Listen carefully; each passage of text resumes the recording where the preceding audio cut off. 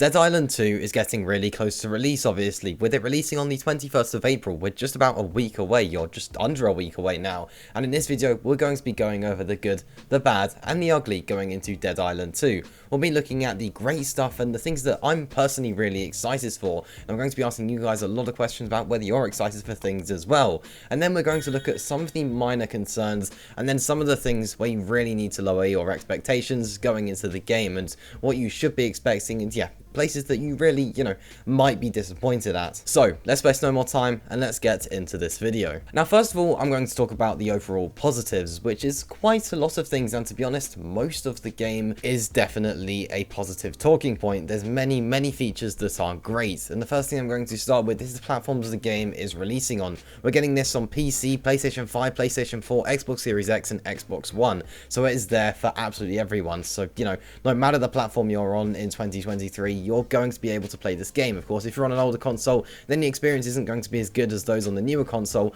but at the end of the day, you're still able to play the game, and chances are, if you're on an older console, then you're not that bothered about getting the best frame rates and the highest resolutions possible. As long as you're able to play the game, then, that's what's good. So no matter what, you will be able to play Dead Island 2 on the 21st of April. It's the same release date for every single platform, which is also nice to see. Something different to games like Hogwarts Legacy, where it is releasing at different times for different platforms. It's all going to be on the same day, on the 21st of April. So the next thing I am really excited for is the Dead Island 2 storyline. Now, the Dead Island 1 story was something I really enjoyed. I think it had a good twist to it, and I really do think that it worked really well. I thoroughly enjoyed playing through that game, and I played through it again recently as well, just so I could get a good idea for what I can get into with Dead Island 2. But I'll quickly walk through what we know so far about the Dead Island 2 story. So the Dead Island 2 story starts on an evacuation plane, which is rescuing you and a band of fellow survivors from the otherwise condemned, overridden streets of LA.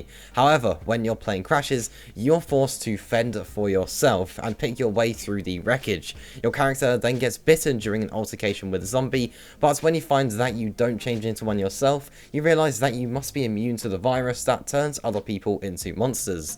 Now you need to find a way to gather fellow survivors and carve a path through the abandoned city in order to contact the government and get your whole crew rescued. So that's how the Dead Island 2 story is going to work. Obviously, it's going to be loads of obstacles and loads of people that are going to meet on your way, but the idea of the story is that. And personally, I think that seems really good. Nothing too complicated, the developers aren't trying too much. The main idea really with Dead Island 2 is the gameplay and the combat with the zombies, so they don't really need to do loads and loads with the story, but the story is there for those that want it, and it's definitely nice to have that. And I'm just, glad that they're not messing about with it, doing loads of story padding. It's just a straightforward storyline that will hopefully work really well. So to be honest, yeah, when it comes to story, I really don't have any concerns. I'm not really expecting loads and loads from it, but yeah, I'm sure it'll be there for those that really want it. So now I'm going to talk about the Dead Island 2 setting, where once again I think is definitely a positive talking point. So the Dead Island 2 setting is one very blood-soaked Los Angeles. Dan Buster Studios will let us explore some of the most iconic locations of the city, from the suburbia of Beverly Hills to the sun-drenched promenade of Venice Beach and beyond. Naturally, all of LA is positively teeming with zombies and weapons, so the city is proving itself to be a natural battleground for this game. So from people that have been able to play the game early, they've said that there is actually going to be fast travel within this game, so you can go from one area to the other, which I think is pretty useful. I think fast travel is a good feature when it is implemented correctly and not having to pay for loads and loads every single time, but generally speaking, I think fast travel is a good thing, and I'm glad it is part of Dead Island 2. Some people aren't a big fan of it, but personally, I think these days with maps getting so big, it's definitely useful, since those that want to explore the map can explore the map. So there are going to be different locations for different missions and everything like that. It's split into different districts, I believe, so you will be able to go to those different areas, fast travel to those different areas if you want to, and obviously certain missions will take place in certain areas, and it's also possible that certain zombies will be part of certain areas as well. Maybe walkers are probably going to be everywhere, but maybe there'll be certain zombies that are only available in certain districts, and I think that'd be a pretty cool feature if that's something that they'll add, but obviously I have no idea whether that will be the case or not. But either way, I think the idea of LA and Venice Beach and everything like that with Los Angeles is definitely a good way to do things. I think zombies mixing in with that is a really nice idea, with the beaches and everything like that. Having zombies on beaches, being able to use your melee weapons and all of your firearms, which we'll get into shortly, is going to work really well with this setting. And yeah, I've got no negatives here. I think this is all positives, really. So now we will talk about the combat, and pretty much everything here, I would say for me personally, is a positive, but there is definitely a way that for some people there could be a negative here.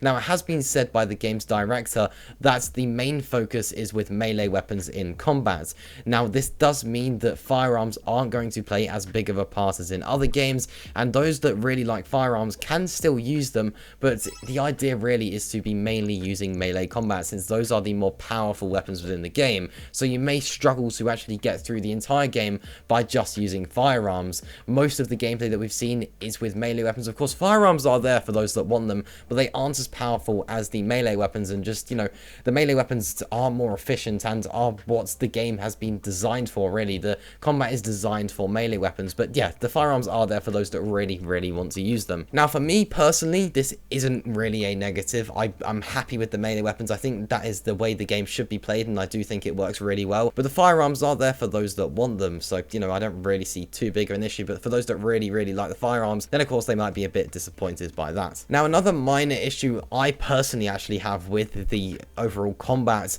in Dead Island 2 is when it comes to using skills. Now, interestingly, when it comes to skills, there are certain things you can only have equipped at one time. So for example, there is a dodge and then there is a block, but you can't use both of those at the same time within gameplay. You have to equip one of those two skill cards, and this applies to lots of other different skills within the game as well. So for example, you can only block or you can only dodge, if that makes sense. So, you know, you're really going to have to adapt your gameplay to one of those mechanics if, you know, you want to be able to succeed well within the game. Something I'm a little bit disappointed by. It'd be good to be able to use both of those mechanics, really, since I think that just makes sense. Being able to dodge and then be able to block would be a pretty cool idea, but obviously it looks like developers had other ideas, and hopefully it will work really well. That's just my thoughts before I do actually, you know, I'm actually able to play the game. But either way, yeah, just a minor negative for me there, that it would be nice to be able to dodge and block within Dead Island 2 in combat at the same time, and I'm sure this will be the case with some of the other mechanics as well with these skill cards. But, you know, this hopefully will work really well, and hopefully it was a good idea. But that pretty much wraps things up for the combat side of things. I think overall it's definitely a positive, and I think the combat is one of the main parts of the game with the zombies as well. The zombies seem really good. I have no negatives when it comes to the zombies in the game,